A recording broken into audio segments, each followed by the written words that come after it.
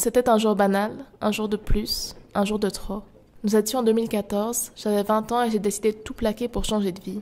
J'ai quitté mon travail, mon appartement, mes repères. Je suis devenue nomade. Je n'étais pas bien sûre de savoir pourquoi. Je voulais juste me donner les moyens de mener la vie dont je rêvais, de découvrir les merveilles de notre planète, des steppes mongoles aux fjords norvégiens, de la jungle philippine aux espaces traversés par le transsibérien. Mais j'étais fauchée. Changer de vie sur un coup de tête, ça fait une belle histoire à raconter, mais ça ne paye pas un tour du monde. Et je n'y avais pas vraiment pensé à ce problème-là. Alors, j'ai réuni ma cellule de crise, mon ordinateur et mon chat Mimou, et nous avons convenu de faire l'autostop. Nous allions trouver où dormir via couchsurfing, récupérer la nourriture prête à être jetée et même apprendre à pêcher. Enfin, sauf Mimou, parce qu'il est en peluche. Mes débuts timides n'ont pas duré bien longtemps. Les nuits chez l'habitant, les longues heures d'autostop et même les expériences les plus improbables, celles que bizarrement on raconte toujours en riant alors qu'on pleurait sur le moment, m'ont rapidement converti à l'esprit du voyage alternatif. Et les gars, on a trop eu du bol. Déjà, quand il pleut, on est dans une voiture. On a trouvé quelqu'un chez qui dormir ce soir en 2-2. Genre, il y a les 6 réponses en 2-2. Et en plus, qu'est-ce que je voulais dire d'autre? J'ai oublié. Oui, que c'est trop cool, quoi. Putain, En plus, on a un carton trop génial. trop génial, sur lequel on peut tout écrire. Non, puis franchement, commencer à faire du stop, c'est addictif. C'est addictif. Complètement. C'est trop cool. Et un Mimou, qu'est-ce que t'en penses, toi? Moi, du tout, je sais pas, je dors, j'aime mieux dormir, moi. Oui, c'est Mimou. Bah, Mimo, grâce à toi. C'est grâce à Mimou. Bah, du coup, on est à Saint-Gall, là. On est à Saint-Gall. On est à Saint-Gall. On a traversé toute la Suisse en même pas une demi-journée. Voilà. On a trouvé.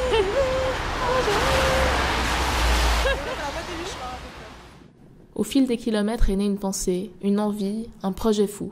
Faire le tour du monde en stop. Stop un jour, stop toujours, comme disent les scouts. Enfin, un truc du genre. Alors je me suis lancée. Ça fait maintenant plusieurs années que je n'ai pas vu de bureau de change, mais j'ai vu tellement d'autres choses. La route m'a appris la débrouillardise, la solidarité, le partage. Elle m'a montré la beauté de l'être humain.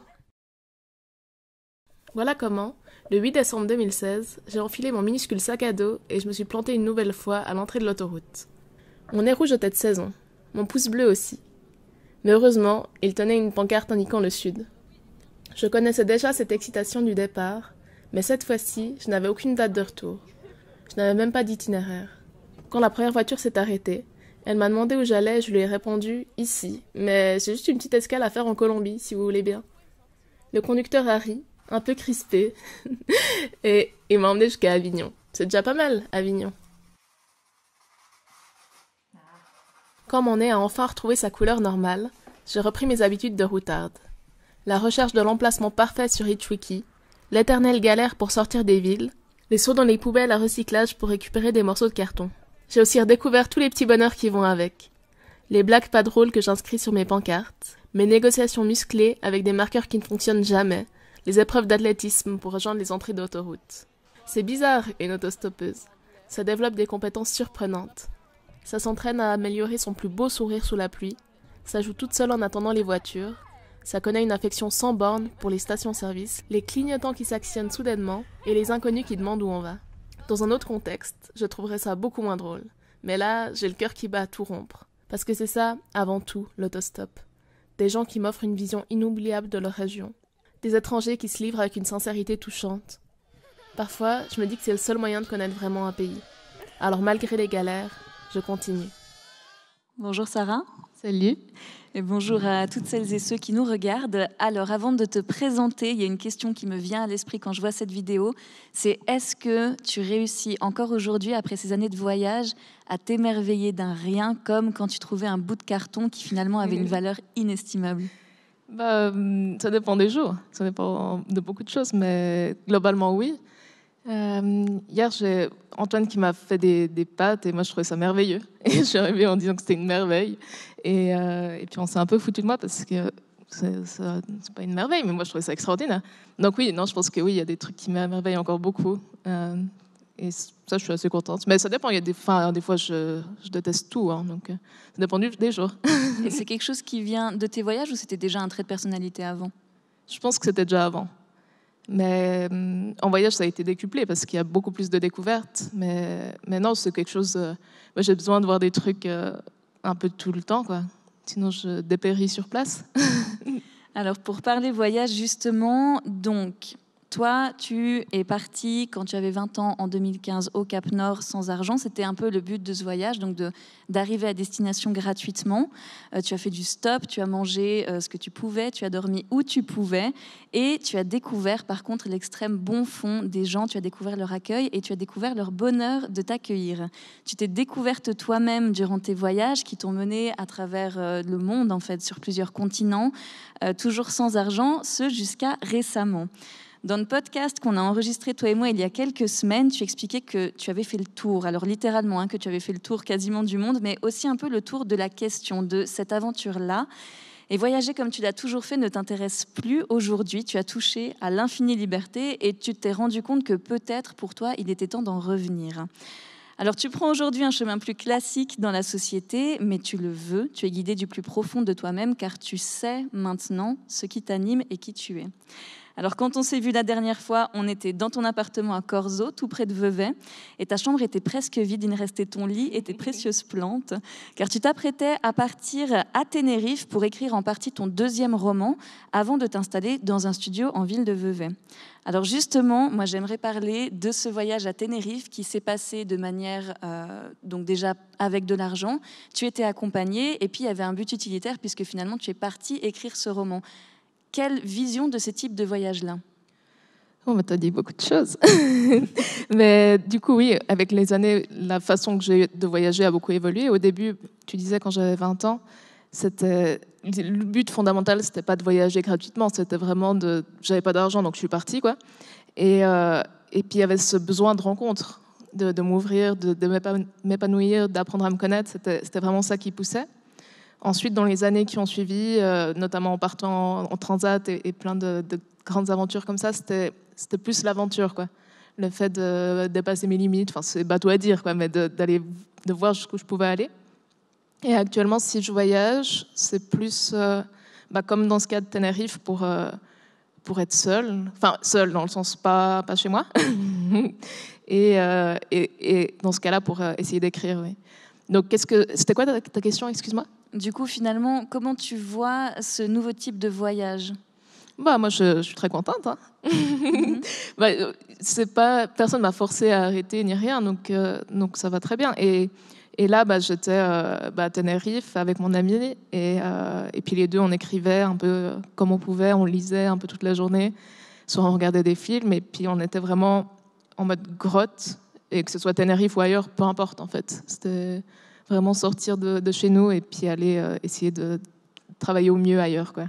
Et l'itinérance, ça t'a pas manqué ? T'as pas eu envie tout à coup de lever le pouce et puis de partir explorer les alentours ? Oh, pas du tout.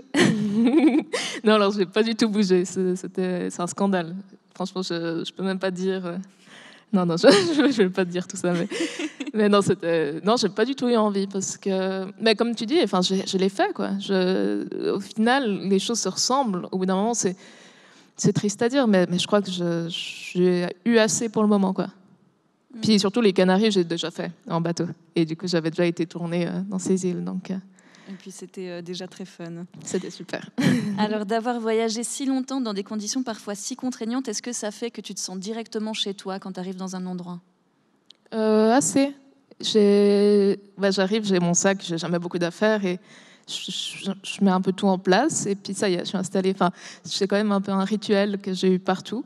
Et oui, puis j'arrive aussi très facilement à me sentir chez moi, à changer de chez moi. Et ouais, non, ça, c'est assez agréable. Et malgré tout, comment ça t'a aidé d'être loin de ton chez-toi fixe, donc du chez-toi que tu as retrouvé à Vevey, pour écrire ? Du coup, mon chez-moi, en fait, je ne l'ai plus déjà. C'était aussi parce que j'avais plus d'appart que je me suis dit que j'allais partir.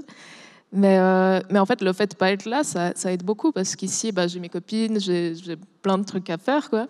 Ou rien du tout, mais je peux vraiment rien faire, quoi. Et ça va pas. Et le fait d'être éloignée, puis de réussir un peu à me mettre un rythme, et puis de me dire, là, je suis là 3, 4, 5 semaines, enfin, peu importe, j'ai ce temps-là. Pendant ce temps-là, je me mets un peu des objectifs, et puis ça me permet vraiment de mieux avancer. Mais en termes d'inspiration, l'ailleurs, finalement, ça t'apporte pas tant que ça ? En fait, il y avait... Je sais pas, est-ce que si j'avais fait ça dans une cabane en Suisse, ça aurait marché ? Je je sais pas. Ou peut-être ça aurait mieux marché, j'en sais rien. Mais là, c'était aussi la recherche du soleil, quoi. Ça redonne un peu de baume au cœur. Alors, on va parler d'écriture, juste pour rappeler donc, ton premier roman qui s'appelle Petite, raconte en 180 pages, j'ai envie de dire, les 2 premiers tiers de ta vie, dans le sens où il y a le premier où les gens autour de toi ne te comprenaient pas, ou toi-même, tu te comprenais de manière un petit peu floue. Donc, c'était jusqu'à tes 20 ans. La vie n'a pas franchement été facile. Tu as eu une enfance où voilà, il y a eu quand même beaucoup d'épreuves. Et puis, il t'a fallu apprendre à surfer sur ces épreuves-là et puis à te débrouiller. Et puis, tout à coup, à la suite d'un voyage à Toulouse où on te vole toutes tes possessions, voilà, tu es dans le métro, on te vole ton sac, tu as un peu comme l'illumination, comme ça. Et tu te retrouves un peu libéré et tu pars avec très peu d'affaires, donc vers le Cap Nord en 2015. Pour commencer donc une nouvelle aventure qui a duré jusqu'à il n'y a pas si longtemps. Aujourd'hui, donc, de nombreuses choses ont changé, on l'a vu. De quelle manière ça a influencé ce que tu as décidé de raconter dans ce roman que tu es en train d'écrire ? Le voyage, tu dis Toute cette nouvelle vie, donc maintenant 2e roman, aussi départ vers une nouvelle vie. En quoi l'un et l'autre s'influencent ? Le 2e roman parle justement du retour de voyage, du fait de se dire, voilà, j'ai 26 ans, j'ai voyagé pendant plus de 5 ans et maintenant, ça m'intéresse moins. Et d'un côté, c'est aussi dur de se dire ça parce que ça a été toute ma vie. J'ai tout construit autour du voyage. Et aujourd'hui, de me dire, en fait, c'est assez. Ça a pris quand même 2 ans, quoi, à accepter ça. Et c'est aussi ça que j'aimerais raconter dans le deuxième livre. Et voilà, ça a répondu. Ouais, et quand tu as écrit Petite, tu disais que tu l'as écrit de manière extrêmement rapide, mais que c'était très douloureux parce qu'il a fallu gratter où ça faisait mal. Et du coup, là, est-ce que tu as un sentiment qui est différent par rapport à ce 2e roman ? Alors, pas du tout, c'est pire. Mais je l'ai écrit très vite, mais avec 2 ans de réflexion avant. Donc c'est vraiment ça qui prend du temps. Et c'est ce que je vis actuellement pour le 2e. C'est vraiment qu'est-ce que j'ai envie de dire, pourquoi ce livre, en quoi c'est important, en quoi c'est différent de toutes les centaines d'autres livres qui sortent par an. Un peu quelle légitimité j'ai à écrire ce livre, qu'est-ce que j'ai envie de raconter, à quel public. Et ça, c'est toutes les questions qui prennent énormément de temps. Après l'écriture, une fois que tu as tout ton plan, on y va, quoi. Il n'y a pas 15 000 manières de le faire. Après, oui, il y a les relectures, il y a le retravail et tout ça, mais le travail en amont est beaucoup plus compliqué et lent à mettre en place. Et justement, quelle réponse tu as trouvée jusque-là autour de ce livre que tu peux nous livrer avant de sortir ce roman ? Pour l'instant, qu'est-ce que tu as découvert de ce que tu voulais dire et de la légitimité que tu prends en tant que nouvelle personnalité ? Alors, je pense que Petite s'adressait plus aux 15-16 ans, vu qu'il y a quand même une grosse partie de cet âge-là que je décris, de l'adolescence, de sortir de l'école, de devoir trouver une voie, et jusqu'à 20 ans, jusqu'au moment... le livre s'arrête à mes 20 ans. Et là, c'est la crise des 25 ans, quoi. Donc c'est un peu ça le sujet du livre. Et du coup, je suis légitime à le faire parce que je suis en plein dans cet âge-là, que les gens que je connais ont tous des histoires pas possibles. C'est vraiment... J'ai l'impression que les gens que je connais dans cet âge-là sont tous perdus un peu de la même manière. Et du coup, c'est ça que j'aimerais mettre en avant.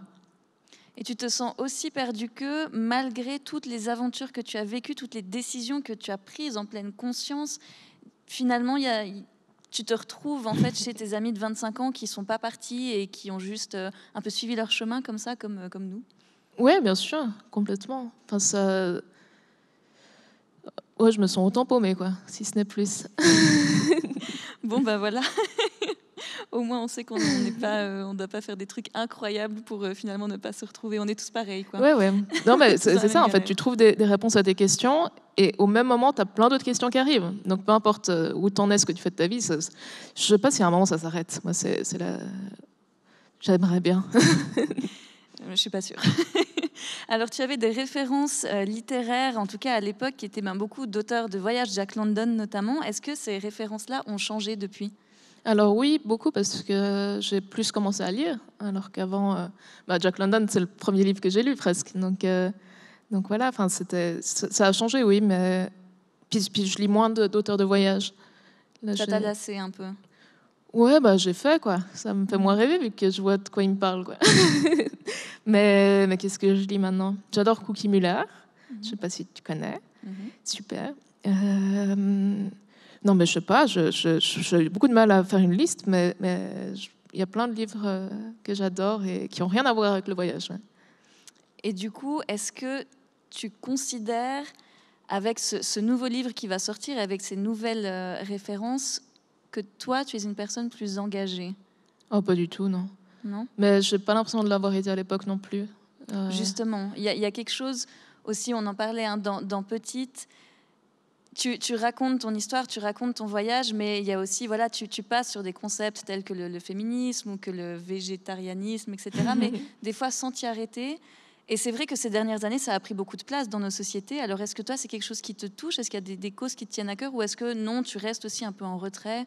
Parce que pourquoi pas? Moi, je trouve qu'on en parle beaucoup, au point que ça me crispe. Mais c'est affreux. Hein. J'aimerais bien être engagée puis arriver avec mon drapeau rouge, je sais pas, enfin quelque chose. Mais plus ça va et moins je me sens touchée, quoi. Mais aussi parce que ça prend des ampleurs que je trouve assez malsaines souvent. Aussi, le fait que tout le monde puisse donner son avis, tout cet aspect réseaux sociaux sur lesquels tu n'es pas, c'est quand même pas quelque chose qui te parle trop. Ah bah j'y suis sur les réseaux. Mais ouais, non, mais le fait que tout le monde donne son avis, enfin comme on en parlait avant, quoi, qu'on me pose des questions des fois sur des sujets très précis d'écologie, d'économie, moi j'en sais rien. Je suis pas scientifique, je connais pas plus que toi. Enfin, et pourquoi est-ce que moi on me pose ces questions alors que je suis là juste parce que j'ai vu de la lumière, quoi. Enfin, j'ai pas du tout de légitimité à parler de ça. Et du coup, ouais, non, je trouve ça assez malsain. Puis tout le monde est énervé. Et moi, c'est ça qui me tend, quoi. Puis personne n'arrive à... Enfin, il y a plein de causes différentes, mais personne n'arrive à combattre ensemble. Et du coup, ça crée encore plus de gens qui se détestent. Enfin, non, moi, ça me fait assez peur. Et puis, ça m'ennuie beaucoup, en fait. Je crois que c'est ça. C'est rigolo parce que le voyage a été pour toi une béquille dans la vie. Et on ne peut pas vraiment dire du coup que l'écriture ou qu'un engagement ou que quoi que ce soit en soit devenu une. Est-ce que tu as une nouvelle béquille qui t'aide dans ta vie? Pour revenir à l'engagement, juste avant, le seul truc où j'ai envie de m'engager, où je le fais, c'est justement d'aller vers les jeunes, comme j'étais à l'époque, et puis d'essayer de leur dire, mais ça va aller, quoi. Enfin, comme on disait avant, enfin, un jeune de 15 ans qui se retrouve dans une classe, je ne sais pas comment ça s'appelle chez toi, mais un peu en dessous, et puis qui va jamais aller au gymnase, qui va pas faire d'études, qui va pas... Puis on lui fait bien comprendre qu'en fait, il est en dessous. Et puis il y a toute une pression, et ça me met en colère. Ouais, c'est des jeunes qu'on considère en difficulté, mais simplement parce qu'ils ont, ma foi, à l'école, ça se passe pas forcément bien. Et tout à coup, tout se base sur ce genre d'intelligence-là. Ouais, bah c'est ça. Et du coup, c'est l'endroit où je vais et puis où je leur dis, mais chill, quoi, ça va aller. Et puis, j'essaie justement de conseiller des lectures, des inspirations qui peuvent aussi les aider, qui, moi, m'auraient beaucoup aidé à l'époque. Donc ça, c'est vraiment le seul axe pour lequel je m'engage un petit peu. Mais encore, c'est assez léger, quoi. Mais du coup, c'était quoi ta question après? Juste pour revenir, qu'est-ce que tu sens chez ces jeunes? Qu'est-ce que tu leur apportes? Alors, il y en a beaucoup, mais comme moi quand j'étais à l'école, hein, c'est un peu une heure de récré, quoi. Genre, il y a quelqu'un d'extérieur qui vient et ça leur fait du bien parce que ça les fait souffler. Mais après, il y a quelques jeunes, à chaque fois, il y en a 2-3 sur une classe de 20 qui est hyper passionné et puis qui me pose plein de questions, qui vient me voir après, savoir s'ils peuvent partir avec moi, enfin des trucs assez touchants. Et j'ai l'impression que ça leur apporte, je sais pas comment, mais je sais que moi, ça m'aurait apporté un certain réconfort à l'époque. Du coup, j'espère que c'est le cas pour eux aussi. Alors justement, donc réconfort, et donc je te demandais, quelle est ta nouvelle béquille dans la vie? Mais maintenant, j'ai plein de plantes. J'adore les plantes. Franchement, ça m'aide à fond, quoi. Mais c'est pas assez, quoi. C'est pas le voyage ou quoi, mais je passe mes journées à faire ça, quoi, à m'occuper de mes plantes. C'est parce que c'est pas assez que tu décides de prendre un chat? Parce que c'est la grande nouvelle, tu vas prendre un chat. Mais alors, c'est pas sûr. Hein. Et puis, oh mince. Mais je saurai demain. Mais je vais aller voir un chat. Mais ouais. Non, mais je sais pas. Du coup, j'ai ce nouvel appart que je vais avoir mercredi. Et puis voilà, je suis un peu stressée, quoi. Mais si j'ai un chat, ça irait peut-être bien. Mais est-ce que tu considères du coup que tu n'as plus besoin d'avoir justement cette partie de personnalité à laquelle tu peux te raccrocher? Voilà, tu as eu une relation qui était très particulière au voyage, mais aussi à ta solitude, qui était devenue finalement une autre personne, comme une petite Sarah à côté de toi. Tu n'as plus besoin de ça? Non, mais parce que je trouve aussi... Enfin, elle est toujours là, hein, déjà. Enfin, elle n'a pas disparu parce que j'ai cessé de voyager. Et l'écriture, ça m'aide quand même. Hein. Là, je suis quand même en train de me remettre là-dedans. Il y a une raison. Et puis, ouais, je suis plus proche aussi des gens, enfin, de mes amis et tout, parce qu'en voyage, je ne les ai pas vus pendant plusieurs années. Du coup, ça, c'est aussi un de mes jokers dans la vie. L'écriture, c'est quelque chose que tu dois faire à long terme? Oh, j'en sais rien. Le voyage, je me voyais faire ça toute ma vie, puis finalement pas, donc je sais pas. Mais après petite, je m'étais dit plus jamais j'écris de ma vie, c'est trop horrible, je veux plus en entendre parler. Puis là, je me dis peut-être, quoi. Donc je sais pas. Franchement, j'en sais rien, mais en tout cas, j'aime et je déteste. C'est un peu les deux. Mais... Alors, il y a quelque chose justement que tu vas faire à long terme. Donc, tu as pris un studio à Vevey et tu décides de commencer une formation de croque-mort. Pourquoi croque-mort? Mais alors, déjà, c'est pas du tout une formation. Enfin, il n'y a pas de formation. Donc, je pense que je vais essayer de trouver des stages de croque-mort. Ça se dit employer des pompes funèbres. Hein. Croque-mort, c'est un peu genre on va te croquer les orteils et tout.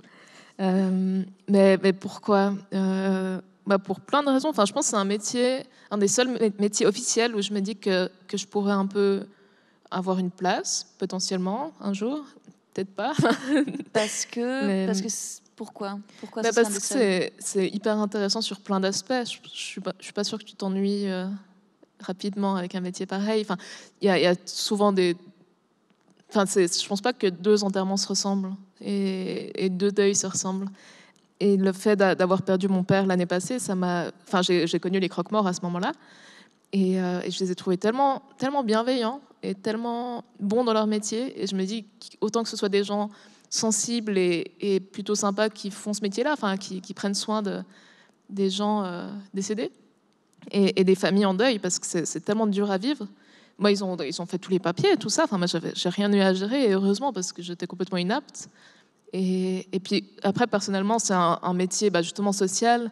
Il y a toute une question spirituelle autour de la mort. Il y a une question pratique d'organisation. Et c'est des domaines où je suis assez bonne. Donc je me dis que ça pourrait marcher. Mais après, est-ce que je vais réussir à avoir un métier et puis à m'y tenir? Ça, je ne sais pas. Mais... Parce que justement, on peut faire un parallèle avec le voyage. Tu dis qu'il n'y a sûrement pas 2 enterrements qui se ressemblent, et c'est vrai, mais dans le fond, il n'y a pas de voyage, il n'y a pas 2 prises en autostop qui se ressemblent, et malgré tout, c'est aussi quelque chose qui a pu te lasser. Donc, est-ce que ça te fait peur de te dire, OK, je me lance dans cette aventure-là, ou parce que peut-être qu'effectivement, tu ne vas pas vouloir faire ça toute ta vie, ou est-ce que justement, tu arrives à te dire, du coup, on verra, parce que tu vois que finalement, tout change, et que notamment toi, tu es quelqu'un qui a envie de faire beaucoup de choses, et puis d'année en année, ça évolue. Non, alors je ne m'inquiète pas, mais je sais très bien que je n'aurai pas un métier toute ma vie, ça c'est assez sûr. Mais du coup, je me dis, peut-être 5 ans, quoi. Mais comme le voyage, l'écriture, là, ça repart. Enfin, je me dis, mon intérêt peut être 5 ans, à peu près. 5 ans quand on a 26 ans, c'est beaucoup? C'est moins quand on en a 15. Mais non, mais après, je dis 5 ans comme ça. Enfin, il y a rien que je fais si j'ai pas envie. J'essaie vraiment de faire ça dans ma vie. Et du coup, si d'un coup ça me plaît pas, tout ce qu'on vient de dire, ça aura servi à rien. Et puis je ferai autre chose. Mais non, j'ai pas peur de changer. Je pense qu'on va tous changer 1000 fois. On n'est plus de cette génération qui fait un métier toute sa vie. Et puis ça, faut l'accepter, quoi.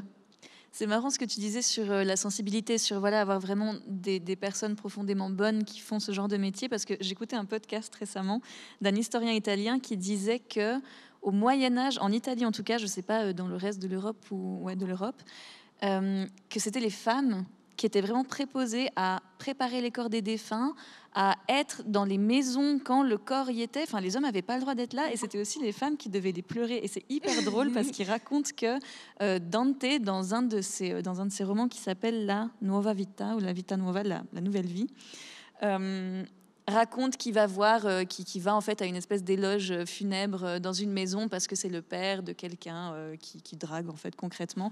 Donc il se dit, je vais pouvoir la voir, sauf qu'il peut pas rentrer vu que c'est un homme. Et donc, je ne sais plus pourquoi, il se met à pleurer. Et tu as vraiment une dame qui finit par sortir à la fin de cet éloge funèbre et qui le regarde et qui dit « Mais qu'est-ce que ça fait ? C'est à nous de pleurer, tu vois ?» Est-ce que du coup, encore aujourd'hui, le métier donc de ce que j'appelle le croque-mort, ça peut être un métier genré par rapport à cette sensibilité, juste plus préposé pour des femmes? Alors, actuellement, c'est beaucoup d'hommes qui travaillent dans ce domaine, aussi parce qu'il faut de la force physique pour porter les corps. Et ça, c'est peut-être un des points où je vais avoir plus de mal, parce que je fais 50 kilos, quoi. Enfin, et puis voilà. Mais c'est assez Men in Black, quoi. Genre les mecs avec leurs lunettes, leurs costards, machin, et c'est vraiment un métier d'homme aujourd'hui. Et je trouve ça justement assez dommage et assez particulier, parce que c'est les femmes qui donnent la vie, c'est les femmes qui s'occupent les premières années, enfin même si on aimerait que ça change, mais enfin certaines personnes aimeraient que ça change, mais les premières années dans la vie d'un enfant, enfin qui éduquent, qui sont quand même centrales dans la vie d'un humain. Et après, bim, il meurt, et plus de femmes, quoi, plus rien. Et ça, je trouve assez particulier. Et après, homme ou femme, il y a des hommes sensibles et géniaux, donc je pense pas, mais il y a de plus en plus de femmes qui le font, et je trouve ça bien.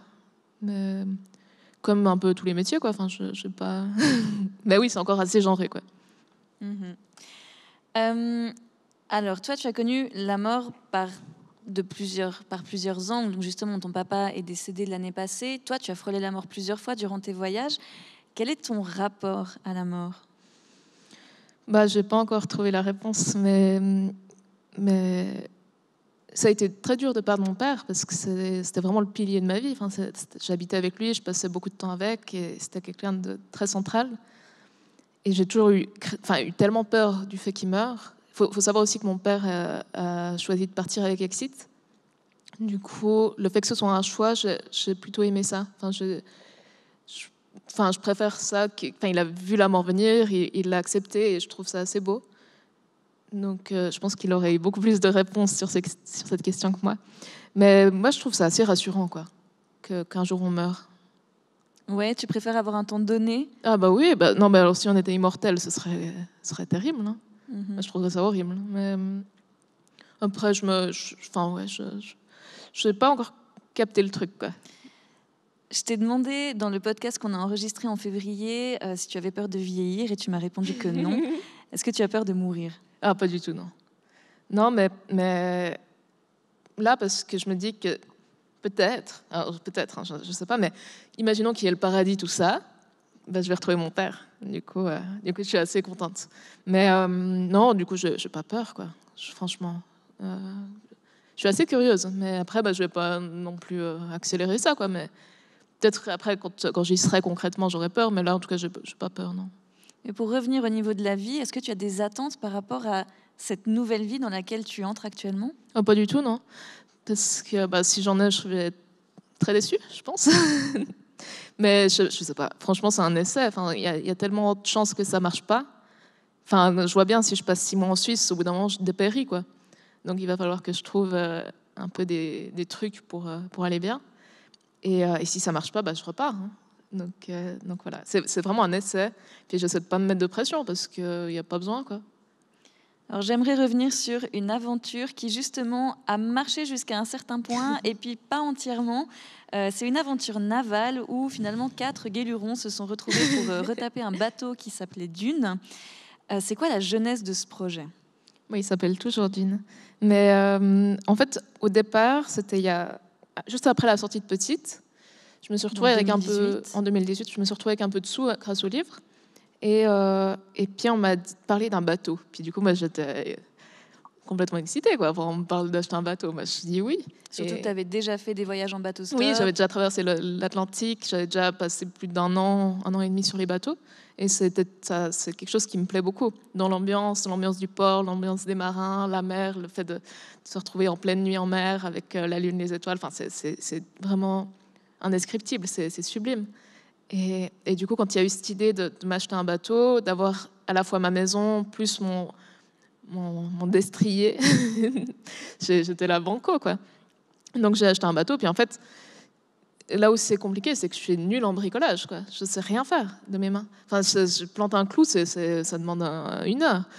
Et pour un bateau, c'est que ça, c'est que retaper des trucs. Et en plus, il faut connaître la mécanique, un moteur, l'électricité pour tous les systèmes électriques. Et en plus, tu as l'eau, donc c'est un bateau en bois, donc tu peux avoir 1000 infiltrations, tu as des trucs. C'était une catastrophe, quoi.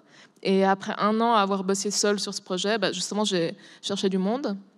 Et puis là, j'ai trouvé Caroline, qu'on connaît en commun. Oui, qui est venue, qui a racheté la moitié du bateau avec moi, parce que j'avais plus de sous à cause de tous les travaux, vu que je suis incapable de le faire seule, donc ça m'a coûté une fortune finalement. Et puis ensemble, elle a rajouté un peu d'énergie dans ce projet. Et moi, entre-temps, j'ai passé mes permis de navigation et tout. Et là, on a trouvé... je bossais un été c'était où, à Morges. Et puis, il y avait un centre de voile à côté. Et là, il y avait un skipper. Du coup, je l'ai embarqué avec moi. Et puis, j'avais un autre ami, Sacha, de Paris, à qui j'avais demandé s'il voulait venir. Enfin bref, on a formé une équipe. Et on a retravaillé encore quelques mois sur le bateau. Sauf moi, ça faisait déjà 1 an que toute mon énergie partait là-dedans, que j'étais déjà vide, quoi. Enfin, ça m'a pris tellement de ma force. Et du coup, les derniers mois, j'avais de moins en moins de force pour bosser, pour faire des trucs, puis de moins en moins envie, quoi, parce que c'est tellement compliqué. Mais franchement, achetez pas de bateau, quoi. Faites n'importe quoi d'autre. Mais voilà, c'était chaud. Et donc, ensuite, on a réussi à le mettre à l'eau. On est parti en mer. C'était ça votre objectif, c'était vraiment de le retaper pour ensuite faire une traversée. Ouais, c'était vraiment de voyager longtemps avec, quoi. C'était le but. Et là, ça aurait été quelque chose où tu l'aurais fait toute seule ou tu savais que tu serais aussi accompagnée? Non, avec eux. C'était mon équipe. Non, alors on a formé une équipe pour partir ensemble. Et donc, on a mis à l'eau, on a navigué jusqu'à Sète, depuis la Camargue, enfin de Port-Saint-Louis. Je sais pas si quelqu'un... Dans le sud de la France. Voilà, sud de la France. Jusqu'à Sète, ça allait à peu près, mais franchement, enfin... La misère, quoi. Notre moteur, il fallait complètement changer le moteur, mais on n'avait plus le temps, puis on voulait partir, puis on n'avait plus de pognon. Du coup, on a fait une sorte de micmac pour... Enfin, il y avait vraiment des tuyaux qui sortaient des trucs toxiques, quoi. Mais qu'il fallait sortir par tuyau du bateau pour pas crever dedans, quoi. Non, mais c'était une catastrophe. Et on est parti comme ça, mais c'est tellement dangereux quand j'y repense. Et... Vraiment? Il y avait vraiment des risques au niveau de votre santé? On a fait notre truc de tuyau, donc je pense que ça allait, mais le moteur, on pouvait pas compter dessus, quoi. Et quand tu es en mer et que tu peux compter que sur les voiles, d'ailleurs on l'a vu par la suite, c'est très compliqué. Et ensuite de ça, il y a eu aussi le stress du fait d'être capitaine. Pour moi, qui aime pas du tout diriger, qui je déteste donner des ordres, moi j'aime bien pas qu'on me dise quoi faire, mais qu'on soit plusieurs, quoi. Et là, j'étais la seule à avoir le permis, et puis non, franchement, c'était une angoisse permanente pour moi. Du coup, on est reparti en mer, cette fois-ci pour aller à Barcelone. Et dans la route de Sète à Barcelone, j'ai fait une crise, mais monumentale, quoi. Ça aurait dû être combien de kilomètres fait en combien de temps, normalement?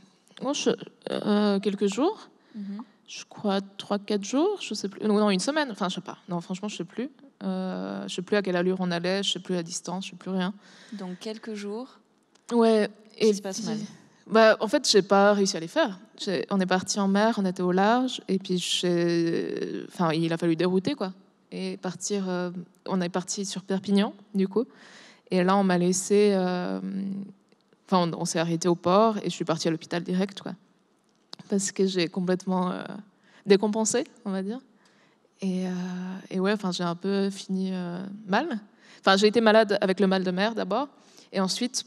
J'ai eu une sorte de crise de psychose, quoi, où je pensais vraiment quand on voulait me jeter à l'eau, que j'allais mourir, des trucs qui ont été très très loin dans ma tête, quoi. Franchement, j'étais plus assez accrochée, je pense, pour un projet comme ça. Et ensuite, là, j'ai plus jamais pu reprendre la mer, quoi. Donc l'équipe, ils voulaient quand même aller à Barcelone, et tant mieux. Donc ils sont partis en bateau. Moi, j'ai refait du stop, ça marche beaucoup mieux. Et je suis partie à Barcelone les rejoindre. Et puis là-bas, je leur ai proposé de reprendre le bateau. Et personne ne voulait justement cette charge. Et Caroline, avec qui on l'avait acheté, elle sentait aussi que c'était beaucoup. Du coup, on l'a revendu, et voilà, fin de l'histoire. Et tu es déçue que ça se soit fini comme ça? Non, parce que j'avais déjà pensé 1000 fois avant à laisser tomber, quoi. Quand j'ai vu que c'était vraiment pas pour moi, et j'ai quand même réussi à le mettre à l'eau, à naviguer un peu avec, à arriver un peu au bout de quelque chose. Et puis après, ça marche pas, quoi. On va pas forcer toute la vie, quoi. Mais du coup, est-ce que tu te vois reprendre la mer un jour? Jamais. Il y a un traumatisme, vraiment. Ouais, non, puis rien à y penser, j'ai envie de vomir, quoi. C'est affreux. Tu arrives à expliquer pourquoi ça s'est passé à ce moment-là, alors que justement, tu es parti avec des familles pendant des semaines, tu as traversé l'Atlantique, tu as fait du bateau stop, tu t'es retrouvé dans des conditions qui étaient quand même difficiles. Sur la suite de la vidéo qu'on n'a pas pu visionner, mais qui est trouvable sur YouTube, on voit justement des moments où tu es dans une cabine et tu es tombé parce que il y a des remous et tu n'es pas bien et tu es malade et tu ne peux pas sortir. Pourquoi à ce moment-là, ça s'est passé comme ça? Ça, je sais pas. Il y a eu plusieurs facteurs. Déjà, le fait que ce soit mon bateau, et et de gérer un peu tout ça, plus la fatigue accumulée, plus mon père qui allait de moins en moins bien à l'époque, plus je m'étais fait briser le cœur juste avant. Et voilà, ça n'a pas marché, quoi. Et puis il y avait déjà en fait ce questionnement, est-ce que je continue à voyager à ce moment-là, et j'en avais plus forcément envie, mais j'arrivais pas du tout à l'avouer et puis à l'accepter. Et du coup, c'était vraiment un combo de plein de trucs qui a fait, plus le mal de mer aussi. Enfin, voilà. Et c'est parti en cacahuète. Et les relations que tu avais du coup avec ces 3 coéquipiers, est-ce qu'elles t'ont sauvé jusqu'à un certain point, ou est-ce que c'était vraiment pas suffisant, c'est vraiment toi et toi-même qui étiez dans cet état absolument terrible et il n'y avait rien qui pouvait te sauver? Ah non, il n'y avait rien qui pouvait aider, non. Caroline était vachement présente à ce moment-là et ça m'a fait du bien. Mais c'était des gens que j'aimais beaucoup et puis avec qui j'avais confiance de partir longtemps et puis de partager une aventure comme celle-ci. Mais c'était pas possible. Enfin, ça n'a rien à voir avec eux.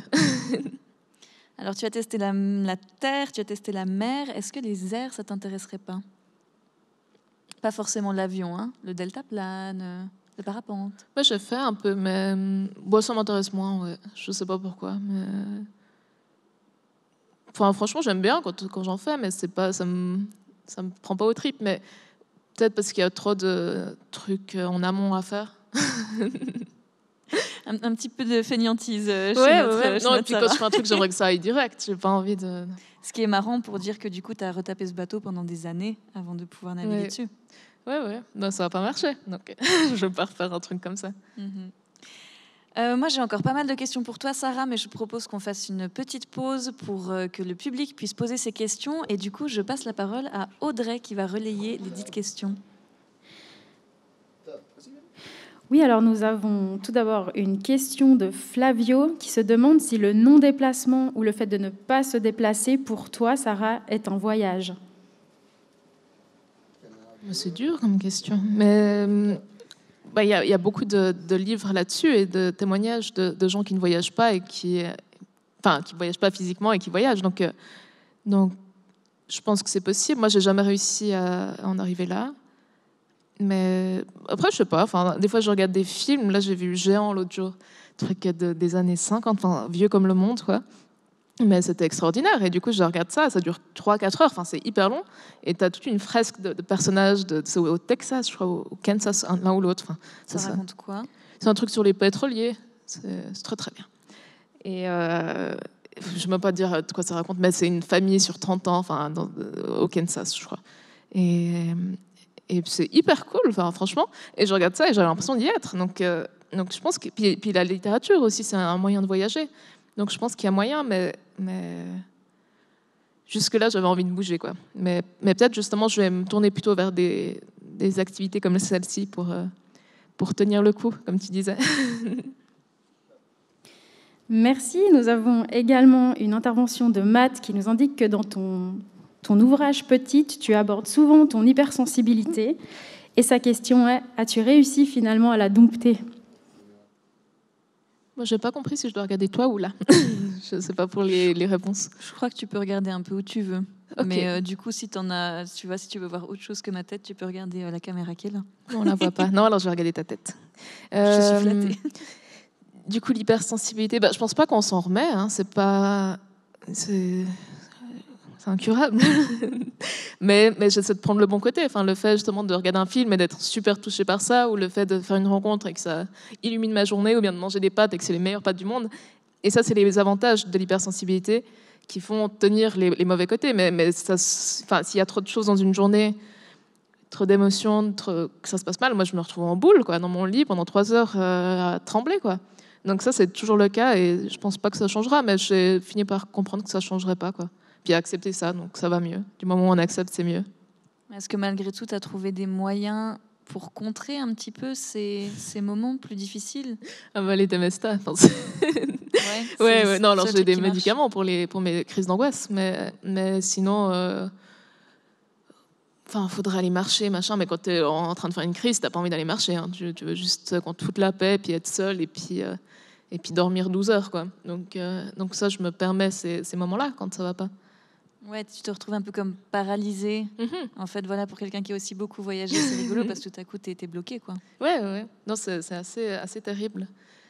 mais ça se gère. Et puis justement, moi j'ai trouvé typiquement les plantes aussi, le fait de m'occuper de mes plantes, ça me détend. Et après, j'essaie d'éviter les situations où je sais que je vais être angoissée. Mais c'est pas toujours faisable parce qu'il y a le reste du monde. Hein. Et puis, ils sont pas calibrés sur les gens trop sensibles. Donc voilà, mais c'est pas à ce point handicapant que le reste du temps, c'est quand même un avantage, j'ai l'impression. Nous avons encore une question d'un auditeur qui nous indique que lors d'un précédent podcast, tu avais parlé d'adultes perdus. Alors, as-tu croisé en chemin des adultes qui se sont trouvés? Si oui, peux-tu nous parler de l'un d'entre eux? Ben, je crois pas. Je sais pas. T'en connais, toi? Non, mais je me disais que ça augurait tout de bon pour la suite. Enfin, vu qu'on a plus ou moins le même âge, je me dis, super, on a perdu toute notre vie. Non, mais justement, comme on disait avant, le fait de se poser des questions et de se reposer des questions dès qu'on a trouvé les réponses, il me semble, comme tu disais, c'est un peu toute la vie, quoi. Et du coup, tout le monde est perdu. Moi, c'est ce que je me dis. Enfin, quand tu me posais la question sur le fait de vieillir, je dis que je suis plutôt prête, quoi, et puis plutôt contente que de partir dans ce sens-là plutôt que dans l'inverse, parce que je me dis qu'à force, je me poserais moins de questions et je serais moins perdue. Mais je sais pas. Je crois pas que j'ai. Enfin, il me semble qu'avec un certain âge, il y a une certaine sérénité, et puis ça va mieux. Et du coup, ce genre-là, peut-être qu'ils sont moins perdus, mais globalement, non. Il n'y a personne qui me vient en tête avec cette question. Et puis, Sek nous parle du fait que tu as vu beaucoup de monde à travers tes voyages. Est-ce qu'il y a un groupe ou un peuple qui t'a particulièrement touché ou marqué? Alors, il y en a beaucoup, mais les Philippines, ça reste un voyage qui m'a énormément touchée pour ces gens, peut-être le plus. Ils sont tellement touchants et en même temps, ce pays, c'est tellement la galère pour plein de trucs. Enfin, je me renseigne pas mal là-dessus. Enfin, je regarde des documentaires, même actuellement, sur le Covid et la gestion de crise du Covid. Tu vois clairement le président qui dit si vous sortez, vous serez arrêté et tué, quoi. C'est un peu là, mais c'est quoi cet état? C'est pas possible. Et moi, ça me fait un mal de chien parce que c'est les gens les plus gentils que j'ai vus de ma vie. Et c'est une catastrophe, quoi. Et avec la surpopulation qu'il y a là-bas, franchement, j'ai vu les plus belles choses et les pires dans cet endroit. Du coup, c'est un endroit qui m'a profondément marqué et un peuple qui m'a énormément touchée. Ouais. C'est un pays dont il me semble qu'on parle assez peu. Toi qui y es allé, tu arriverais à dire pourquoi, chez nous, en Occident, on n'a aucune idée. Les Philippines, ça évoque juste les jolies plages et voilà, un archipel d'îles. Ouais, c'est assez connu aussi pour le tourisme de pédophiles, tout ça. Même en Suisse, on entend pas mal parler, mais je ne sais pas pourquoi. Moi, j'y suis allée parce que quand j'étais enfant, une de mes copines était adoptée des Philippines. Du coup, c'est un peu ouvert cette idée d'aller là-bas un jour. Je ne suis pas du tout allée avec elle. Je ne la connais plus depuis 20 ans bientôt. Mais ça m'avait ouvert à ce pays. Et sinon, je pense que je n'aurais même pas forcément été là-bas. Mais je sais pas, on nous en parle peu. Et du coup, il n'y a pas forcément trop de touristes. Donc, c'est encore intéressant d'y aller. Mais si tout le monde y va, il y aura trop de touristes. Donc, il ne faut pas trop dire. Mais oui, il y a des jolies plages et tout, mais tu vas à Manille, c'est pas les jolies plages que tu vois. Et c'est assez traumatisant par certains aspects. Il y avait aussi un pays qui m'intéressait, c'est la Turquie. Donc samedi, le président turc Erdogan se retire d'une convention internationale signée par du coup beaucoup d'États du monde contre les violences faites aux femmes. Donc ça a provoqué un tollé. Il y a plein de manifestants, des milliers qui sont sortis dans les rues en Turquie. Toi, tu es allé à Istanbul en stop il y a quelques années. Tu es parti d'ici, du coup. Qu'est-ce que tu as trouvé chez les femmes en Turquie et chez les femmes que tu as croisées sur le chemin? Est-ce que, du coup, en partant vers notre Est, voilà, qu'est-ce que c'est que d'être une femme au fur et à mesure des pays que tu es allé voir? Parce que, je veux dire, pour nous, ça paraît juste impensable, même si on a aussi beaucoup de travail à faire ici. Alors, du coup, je suis passée par les Balkans. Et à l'époque, j'avais un ami qui était bosniaque, donc j'étais aussi assez inclus dans cette communauté-là. Et au contraire, ça dépend qu'est-ce qu'on attend comme vie, mais justement, sa mère, c'était la reine du monde, vraiment. Il était en 4 pattes devant elle, c'était Dieu. Et je me suis retrouvée dans les Balkans pendant la journée de la femme, et j'ai trouvé ça hyper touchant. toutes les femmes, c'était vraiment la soirée où de 18h jusqu'à 4h, 5h du mat, elles étaient dans des, je sais plus comment ça s'appelle, une sorte de cave, de trucs où elles picolaient, et puis elles mangeaient, puis elles dansaient non-stop au même endroit. Enfin, truc sublime, et tout le monde leur offrait des fleurs, et puis c'était vraiment super vivant. Donc évidemment que ce serait bien que ce soit ça tous les jours, mais le fait qu'il y ait cette reconnaissance de la femme, moi, ça m'a quand même touchée, quoi. Enfin, j'ai trouvé ça beau, et j'ai pas vu de violence. Mais après, parce qu'ils se frappent pas devant moi, les gens, mais je sais pas. Enfin, je trouve que ce rapport à la femme, un peu sur le piédestal, enfin, la femme est mieux que l'homme là-bas, j'ai l'impression. Mais après, les hommes sont plus rustres. Enfin, je sais pas. Après, je suis pas restée assez de temps, je pense, pour avoir un avis concret. Mais franchement, il y a des choses que je trouve bien aussi. Je pense pas que l'Europe, l'égalité à tout prix, ce soit... Enfin, moi, je suis pas dans cet avis-là, en tout cas. Et enfin, il y a encore vraiment ce culte de la mère que je trouve très, très important, qu'on n'a plus ici, parce que les mères veulent être au même état que les pères. Et du coup, enfin, je sais pas, moi, j'en sais rien. Je ne suis pas assez qualifiée pour répondre à ces questions, je pense. Mais en tout cas, mon sentiment, c'est que là-bas, il y a vraiment un respect qu'il n'y a plus forcément ici, mais après, pas dans le domaine du travail. Enfin, les femmes ne travaillent pas forcément. Et je sais pas, moi, je suis assez pour. Si je n'ai pas besoin de travailler puis que je m'occupe, je suis assez contente. Mais bref, c'est de nouveau un avis très personnel. Mais après, en Turquie, alors j'ai passé que quelques jours et à Istanbul, donc je pense pas être non plus la meilleure pour parler de ça. C'était quoi ta question ? Tu as eu une première impression, justement, quand tu es arrivé à Istanbul, c'était que quelques jours, mais tu arrivé du coup des Balkans, tu avais traversé, et justement par rapport au statut de la femme, est-ce qu'il y a quelque chose qui t'a sauté aux yeux ou pas tant que ça ? Alors, le fait que, enfin, justement, j'ai pas mal de tatouages aussi, et dans ce pays, il me semble que c'était plus mal vu. Enfin, en tout cas, j'ai moins réussi à me sentir à l'aise, on va dire, à Istanbul que dans les Balkans. Donc je sais pas trop, mais de nouveau je suis pas restée assez de temps, mais puis après c'est tellement grand Istanbul, enfin moi j'étais perdue tout le temps, donc angoissée, donc je voyais plus que les gens me regardaient comme si j'étais un monstre, enfin, et puis c'est aussi un peu mes problèmes psy, quoi. Donc je sais pas, mais je sais pas, enfin moi je viens d'Algérie aussi, et c'est aussi un pays où les femmes ont moins de droits, et où les femmes cuisinent, et où les femmes sont à 15 dans la cuisine, et puis parlent de tout et n'importe quoi. Et il y a vraiment cette sororité qu'il y a moins chez nous. Alors qu'ici, on prône la liberté, puis l'entraide entre femmes, alors que... Mais c'est peut-être aussi parce que là-bas, c'est vraiment la merde. Du coup, sur certains aspects de violence, comme tu disais avant. Donc, il y a plus de... Les femmes sont plus solidaires. On va prendre peut-être encore quelques dernières questions. Nous avons encore une question de Yasmine qui se demande si tu conseillerais en fait à des jeunes filles de 20 ans de partir comme elle, sans un sou à l'aventure. Bah oui, pourquoi pas.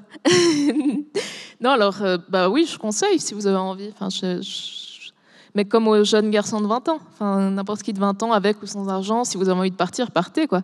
Je sais pas, bien sûr, et le fait d'être une femme en voyage, enfin, il y a des différences, mais comme être une femme dans la vie, il n'y a pas... Oui, allez-y. Et puis une toute dernière question. Dans Petite, donc on apprend que la destination du premier voyage a été confiée au hasard, donc en faisant tourner un globe les yeux fermés. Qu'est-ce qui a guidé le choix des destinations, de tes futures destinations par la suite ? Alors, c'était un peu... Oui, la première, c'était assez marrant comme ça s'est fait. Ensuite, je voulais partir aux Philippines, donc pour cette histoire de quand j'étais enfant. Et là, je me suis dit, je ne vais pas aller direct aux Philippines, enfin en avion, c'est ridicule. Et donc, je suis partie en Russie pour prendre le transsibérien, pour aller en Mongolie, pour partir en Chine, et là, pour aller aux Philippines. Et du coup, tout le trajet est extraordinaire, vraiment. Et ça m'a beaucoup plu. Du coup, voilà, Philippines, ça s'est fait comme ça. Et après, le prochain, c'était la Colombie, mais il n'y avait pas trop de raisons. Mais il n'y a pas forcément de raison, en fait, c'est ça. J'avais envie de traverser l'Atlantique, donc d'aller de l'autre côté. Et puis, je sais pas, je m'étais dit Guatemala ou Colombie, ça sonne bien. Et finalement, je me suis arrêtée 1 année aux Caraïbes, donc c'était pas du tout prévu. C'était très très bien. Et ensuite, je suis partie en Colombie. Et je suis arrivée en Colombie, puis je n'avais plus aucun jus, quoi. J'étais complètement morte. Ça faisait 1 an et demi que je voyageais comme ça, non-stop. Et du coup, j'ai passé 2 semaines là-bas, puis je suis rentrée. Du coup, la destination importe peu, en fait. C'est pas du tout ça qui est intéressant. J'aurais peut-être une dernière question pour toi avant de conclure. Tu sais que j'aime bien conclure de manière un peu mélodramatique comme ça. Si tu te retournes sur le chemin que tu as parcouru jusqu'à présent, qu'est-ce que tu te dis? Depuis que je suis née? Ouais, sur tout ce qui a été important, sur tout ce que tu as fait, sur ce que tu es devenue. Bah, franchement, ça va. Je me dis que ça va. C'est assez drôle parce qu'un des exercices que je fais parfois dans les écoles où je vais, c'est de demander aux élèves justement d'écrire un petit mot à eux pendant 10 ans. Et c'est assez cucu de faire ça comme ça, aussi mélodrame, comme tu dis, mais j'adore. Voilà, et du coup, je dis aux jeunes de faire ça parce que je l'ai fait aussi. Et dans les notes que j'ai prises pour la moi du futur, c'était mis Sarah, sois pas conne, prends les gens en stop quand on croise. Et je trouve ça assez joli, quoi. Tu as une voiture? Non, pas du tout, j'ai pas le permis. Mais tu penses le faire un jour pour pouvoir prendre des gens en stop? Je pense le faire un jour si je deviens croque-mort. C'était ça. Eh oui, en fait, tout se retrouve. Hein. Voilà, c'est ça. Du coup, là, je vais essayer de le passer prochainement. Je devrais y arriver. J'ai le permis mère, mais ça me sert plus. Et voilà. Mais non, je trouve que ça va. Je m'en sors dans la vie, quoi. Je suis pas la personne la plus fiable, ni stable, ni émotionnellement adaptée, mais franchement, ça va. Bon, écoute, on te souhaite de t'en sortir toujours mieux, de passer tous les permis du monde, de tout bon sur ta route jusqu'à ce qu'on te revoie. Merci beaucoup d'être venu discuter avec moi pour le festival, avec tout le monde, avec le public, pour cette 6e édition d'Histoire et Cité. Merci et puis à toi. À tout bientôt. Ciao, ciao.